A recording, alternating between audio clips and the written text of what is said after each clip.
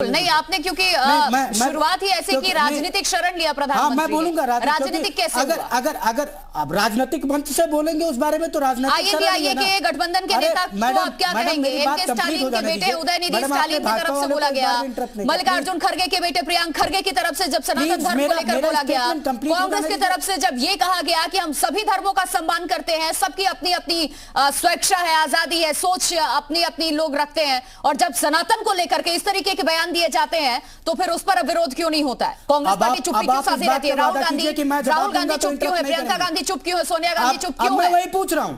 अब अगर मैं बोलूंगा तो आप प्लीज इंटरप्ट मत करिएगा। शुरुआत किसने की? रामचरितमानस को लेकर के सवाल किसने खड़े किए थे? मैं अपनी बात तो कह लूं। आपने मुझे 15 सेकंड नहीं बोलने दिया और इंटरप्ट कर दिया। 15 सेकंड में कौन सी बात कह लेते हैं? आपका जवाब ही ऐसा है, कह रहे हैं राजनीतिक शरण। अरे राजनीतिक शरण कौन ले रहा है? किसने शुरुआत की इसकी? बार बार सनातन धर्म को लेकर के ऐसे बयान क्यों देते हैं? क्यों देते हैं? अच्छा, समाजवादी पार्टी के नेता आप ही के सहयोगी हैं, आप ही के सहयोगी अखिलेश यादव ये कहते हैं कि पत्थर पे जाकर के आप सिंदूर लगा दीजिए, टीका लगा दीजिए, लोग उसको मानने लग जाते हैं भगवान। इस तरीके का बयान दिया था। आप ही के सहयोगी के पार्टी के नेता है जो रामचरितमानस को लेकर के कैसा बयान दिया था? जब आपके सारे सवाल कंप्लीट हो जाए तब मुझे बताइएगा, उसके बाद मैं एक एक करके जवाब दूंगा। और प्लीज बोलिए, आप सुनिएगा। आपको और आपके सारे चैनल के दर्शकों को और मेरे फेलो पैनलिस्ट को जय सिया राम। देखिए, प्रधानमंत्री जी अगर 9 साल के बाद भी सनातनों प्रभु श्री राम की राजनीतिक शरण लेते हैं तो उनके लिए ये दिक्कत की बात है। उनको सोचना चाहिए था। सांस्कृतिक और धार्मिक लेते कोई दिक्कत नहीं थी। अब आपने कहा, आपने कई सारी बातें बोल दी। ओम प्रकाश राजभर ने कहा कि प्रभु श्री राम खीर खाने से पैदा हुए थे। संजय निषाद ने कहा कि सीता मैया टेस्ट ट्यूब बेबी थी। योगी आदित्यनाथ ने कहा कि बजरंगबली नीच जाति के थे। ये क्या था फिर? सतीश शर्मा और जितेंद्र प्रसाद ने बाराबंकी में शिवलिंग के ऊपर अपने हाथ धोए। ये सनातन धर्म का पूजनीय था? ये अपमान था? ये अपमान नहीं था। दूसरी बात, कांग्रेस पार्टी सनातन धर्म के विरुद्ध दिए गए हर एक बयान का विरोध करती है। हमारी मीडिया इंचार्ज जयराम रमेश जी ने यह कह दिया, और मैं फिर कहता हूं डंके की चोट पे कि मेरे अयोध्या में एक कहावत है प्रिया जी कि अगर आप पापियों के बारे में चर्चा करेंगे तो आपको भी पाप लगेगा। सनातन धर्म के विरुद्ध बात करने वाले लोगों के बारे में तो मैं अयोध्या निवासी होने के कारण चर्चा भी नहीं करना चाहता। और सनातन के खिलाफ बोलने वाले ये लोग छोटे मोटे नाली के कीड़े मकोड़े हैं मेरी निगाहों में। इनकी क्या हैसियत के मेरे सनातन को भी मिटा देंगे? मेरा सनातन शाश्वत था, शाश्वत है, शाश्वत रहेगा। लेकिन धार्मिक और सांस्कृतिक सनातन कभी खतरे में नहीं है।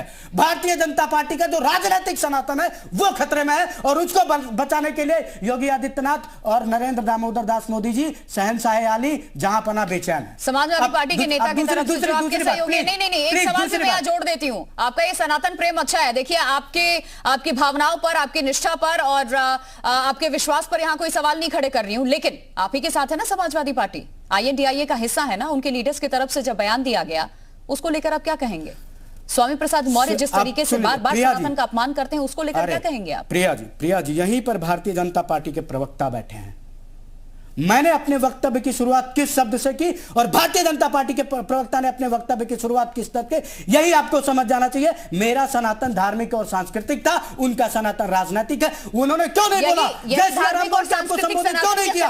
हमारे यहाँ अयोध्या में, अब सुन लीजिए प्रिया जी, बहुत हो गया आपका, अब सुन लीजिए, हमारे यहाँ अयोध्या में हर एक व्यक्ति को जय श्री सीताराम और जय श्री राम बोल के संबोधित किया। मैंने किया क्योंकि मेरा सनातन धार्मिक और सांस्कृतिक है। भाजपा की रत्नेश मिश्रा, मेरे डिबेट में ऐसे चिल्लम चीख नहीं होती है। मत चिल्लाइए, आखिरी बार बोल रही हूँ। भाजपा के प्रवक्ता ने कहां से शुरुआत की? आप पूछ लीजिए। ये आप तय नहीं करेंगे। अरे मैडम, शब्द क्या होंगे? मतलब मेरे शब्द क्या होंगे ये आप तय करेंगी? मतलब मेरे शब्द क्या होंगे ये आप तय करेंगी? बिल्कुल नहीं, मैंने ये कहा भी नहीं है। इतना तो भारतीय जनता पार्टी के प्रवक्ता को भी दर्द नहीं हुआ प्रिया जी। किसके क्या शब्द होंगे?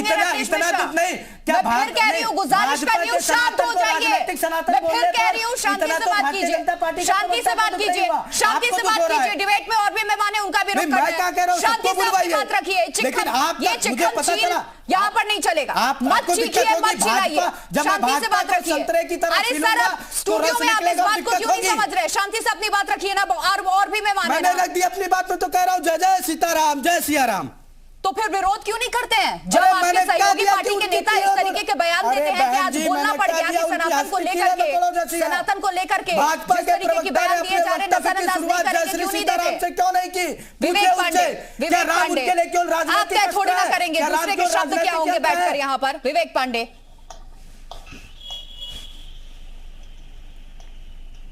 विवेक पांडे जी, सारे मुद्दे पीछे छूट गए हैं। एकमात्र एजेंडा देखिए, पीडीए का भी, आईएनडीआईए का भी और एनडीए का भी, सनातन। क्यों सर? प्रिया जी, पहले तो मैं मंच पे उपस्थित सभी सम्मानित जितने भी पैनलिस्ट हैं सभी को प्रणाम समर्पित करता हूं और हमारे धर्मगुरु हैं उनको चरण स्पर्श करते हुए विशेष प्रणाम समर्पित करना चाहूंगा। देखिए, सनातन का अर्थ ही है शाश्वत, सदा बना रहने वाला, जिसका कभी अंत नहीं हो सकता। गीता में अर्जुन को उपदेश देते समय आदरणीय भगवान श्री कृष्ण ने भी कहा कि जो न छेदा जा सकता है, जो सूखता नहीं, गीला नहीं होता, जो स्थान नहीं धर्मता। ऐसे रहस्यमय व सात्विक गुण को तो केवल परमात्मा में जो निहित होते हैं, उन सदा दैविक गुणों से परिपूर्ण जो धर्म है वो सनातन, और ईश्वर को ही इसीलिए सनातन बताया गया है, गीता में भी इसका उल्लेख है। मैं तो ये कहूंगा कि आज इंडिया और सनातन की जो परिभाषा स्पष्ट की जा रही है, मैं विरोध करता हूं। पहले तो विरोध दर्ज कराऊंगा आपके चैनल के माध्यम से उन सभी भाजपा के प्रवक्ताओं का जो हमारे प्रधानमंत्री के विरोध में एक एजेंडा चला रहे हैं, क्योंकि प्रधानमंत्री का एजेंडा था shining India, make in India, और न जाने कितनी योजनाएं इंडिया के नाम पे जो प्रधानमंत्री जी ने चलाई। आज उसका विरोध भाजपा के प्रवक्ता करके प्रधानमंत्री जी की छवि धूमिल कर रहे हैं, तो उसका मैं घोर विरोध करता हूं। दूसरी बात, बहुत सोचना पड़ेगा भाजपा को कि नरेश अग्रवाल जैसे नेताओं को जब वो लेते हैं जिन्होंने सनातन का खुल करके उपहास उड़ाया, तो ऐसे नेताओं की पार्टी में क्या कर रहे हैं। तीसरी बात, सबसे महत्वपूर्ण, भाई सनातन धर्म को जानने वाले जरा ये भी स्पष्ट कर दे कि सनातन धर्म की व्याख्या क्या कहती है।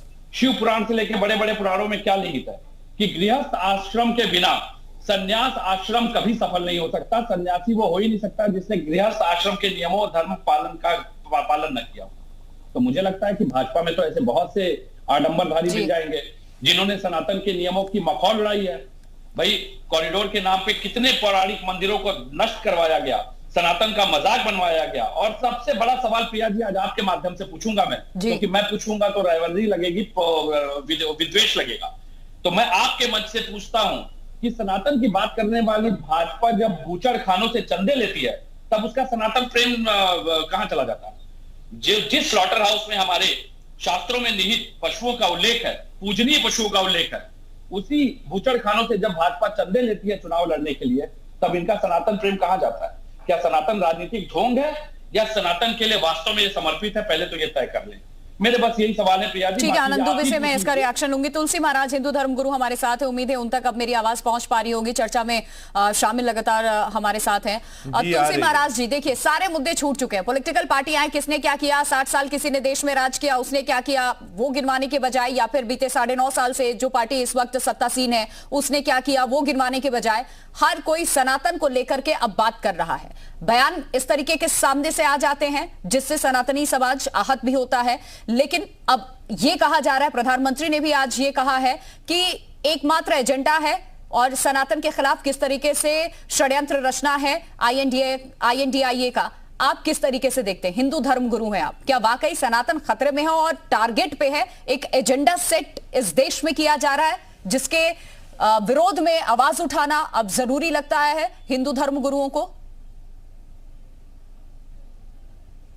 प्रिया जी, सनातन के बारे में जो उदय जी ने कहा, पहले तो उनको इस बात को जानना बहुत अच्छे से है कि उनको यही नहीं पता है कि उनके माँ बाप स्वयं सनातनी, उनके परदादा सनातनी, उनका पूरा खानदान सनातनी, उनके बाबा नाना सबने मंदिरों में जाके पूजा किया, प्रार्थना किया तो पैदा हुए। सब बातों को छोड़ के हम एक बात कहते हैं, मुद्दा भारत या सनातन बुरा नहीं है। पहले भी भारत सनातन था, आज भी भारत सनातन है, आगे भी भारत सनातन रहेगा। लेकिन इन पार्टियों को आज जगने के लिए सनातन का शरण लेना पड़ रहा है। इनके पास कोई मुद्दा नहीं बचा है। आज सनातन के शरण में आ रहे हैं तो सनातन के शरण में आने का तरीका है प्रिया जी, ये कुछ अनाप शनाप बोल के कोई सनातन में आएगा कि रामचरितमानस भगवान नारायण के पुत्र ब्रह्मा को ब्रह्मा के वशिष्ठ, वशिष्ठ के शक्ति, शक्ति के पराशर, पराशर के भगवान व्यास, भगवान व्यास के सुखदेव, भगवान व्यास के कौरव, पांडव, विदुर। हम इस सनातन को विश्वास करते जहां गंगा, यमुना, सरस्वती, कावेरी, त्रिवेणी बहती हैं।